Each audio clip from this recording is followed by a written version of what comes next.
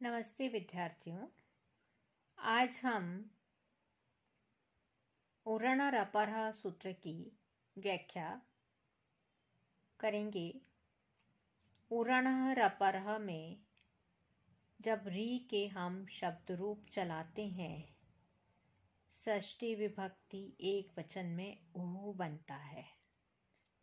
तो उरणर अपरः सूत्र में ये जो ऊ है वह री का षष्ठी विभक्ति एक वचन है। उसके बाद अण लिखा है और अण के आगे रपरा है। इस सूत्र का अर्थ है रि इति त्रिंशतः संज्ञा इति उक्तम तत्स्थाने यो अण स रपरः सन्नेव प्रवर्तते। रि जो है वह 30 की संज्ञा है। 30 प्रकार का री है, ऐसा हमने पहले कह चुके हैं। यह री 30 प्रकार का होता है। यह हम जब अणुदित सवर्ण से चा प्रत्यय की इस संज्ञा प्रकरण में इस सूत्र की जब हम व्याख्या कर रहे थे, तब हमने पढ़ा था कि री 30 प्रकार का होता है। ये 30 प्रकार इस तरह से हुए, री के 18 भेद और री के 12 भेद और री और री की सवर्ण संज्ञा होने के कारण री के 12 और री के री के 18 और री के 12, ये 18 और 12 की संख्या मिलाएंगे तो 30 प्रकार के हो जाएंगे। तो ये 30 प्रकार का जो री है उसके स्थान पर तत्स्थाने उसके स्थान पर यो अण जो अण होता है स वह अण रपरः र प्रत्याहार परे वाला ही प्रवर्तते, परे होकर ही प्रवृत्त होता है। उदाहरण है कृष्णर्थी तवलकारः। इसका जब हम संधि विच्छेद करेंगे तो बनेगा कृष्ण धन रिद्धि और तवलकारा का तव धन लिकारः। कृष्ण धन रिद्धि जब बन जाता है, संधि विच्छेद होता है, तब आद्गुणः सूत्र से कृष्ण का नकारोत्तर अवर्ण से परे ऋकार यानी स्वर परे होने के कारण, स्वर विद्यमान होने के कारण पूर्व पर के स्थान पर एक गुणादेश प्राप्त होता है। जैसा कि आपको विदित है, अदेंग गुण सूत्र में बताया गया है कि अत और एंग गुण संज्ञक होते हैं, अर्थात अ ए ओ को गुण कहते हैं। अब अ और इ के स्थान पर का जो उच्चारण स्थान है वह है कंठ और मूर्धा। और तीनों जो गुण हुए हैं अ ए ओ, तीनों ही गुणों का स्थान कंठ तो है, पर मूर्धा किसी का भी नहीं है। अब जब गुणादेश होगा तो हम अगुणादेश की प्राप्ति करेंगे। तो कृष्ण का जो अ है और री है उसके स्थान पर अगुणादेश प्राप्त होता है। अब ऐसी स्थिति होने पर उरणः रपरः सूत्र आता है। इस सूत्र के अनुसार री के स्थान पर यदि अण आदेश करना हो तो वह र प्रत्याहार परे वाला ही प्रवृत्त होता है। अर का स्थान कंठ और मूर्धा होने से स्थानीय और आदेश तुल्य हो जाते हैं। अब अर एकादेश होता है और कृष्णार्थी यह रूप सिद्ध होता है।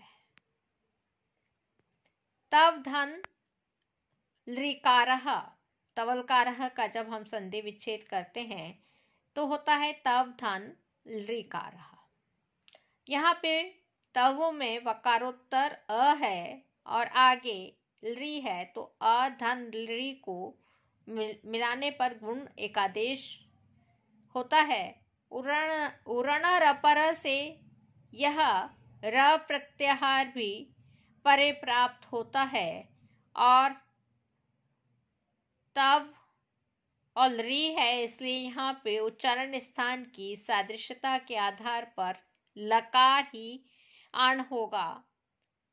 अब हम जब अल आदेश करेंगे तो त व अल और कारह इसको मिलाएंगे तो तवलकारह रूप सिद्ध हो जाएगा। इस तरह से इसके दो उदाहरण हैं, कृष्णधि, तवलकारह।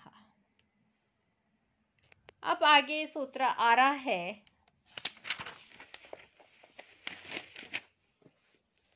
लोपः शाकलस्य। यह विधि सूत्र है।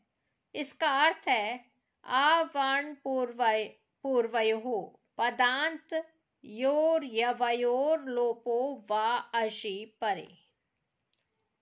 अर्थात अश प्रत्याहार परे होने पर अवर्ण पूर्व वाले पदांत यकार वकार का विकल्प से लोप हो जाता है।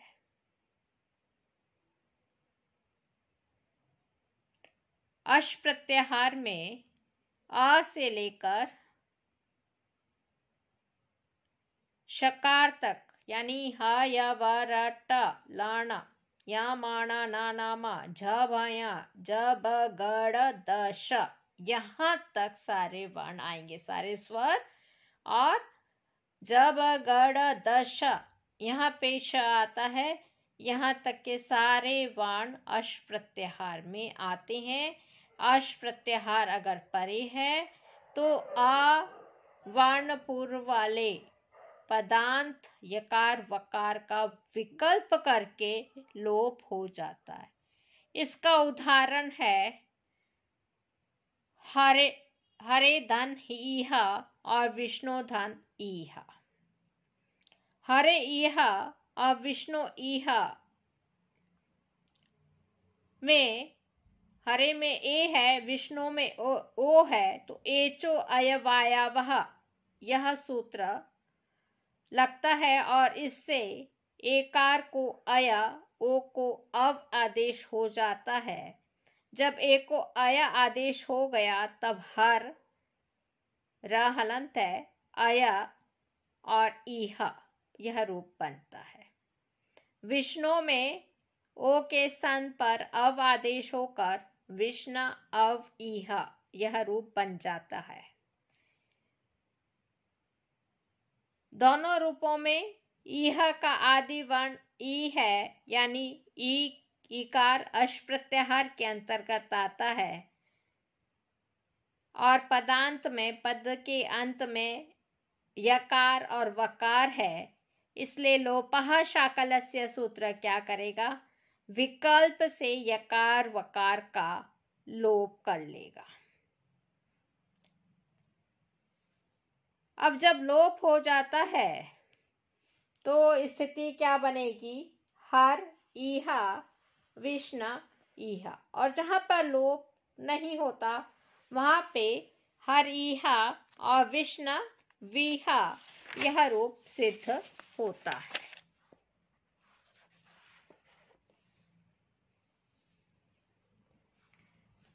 जहां पर यकार वकार का लोप नहीं हुआ है उस स्थिति में हर में अ है और ईहा में ई है, आ धन ईहा और आद्गुणः सूत्र से गुण एकादेश प्राप्त होता है। विष्णु ईह का विष्णु का अ और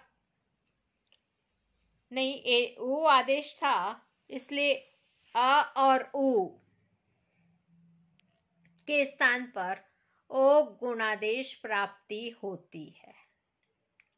फिर उसके बाद पूर्वत्र असिद्धम यह सूत्र लगता है, जिसकी हम कल व्याख्या करेंगे। आज यहीं पर समाप्त करते हैं। धन्यवाद। सर्वे भवन्तु सुखिनः, सर्वे सन्तु निरामया, सर्वे भद्राणि पश्यन्तु मा कश्चित् दुःखभाग् भवेत्। ओम शांति शांति शांति। धन्यवाद।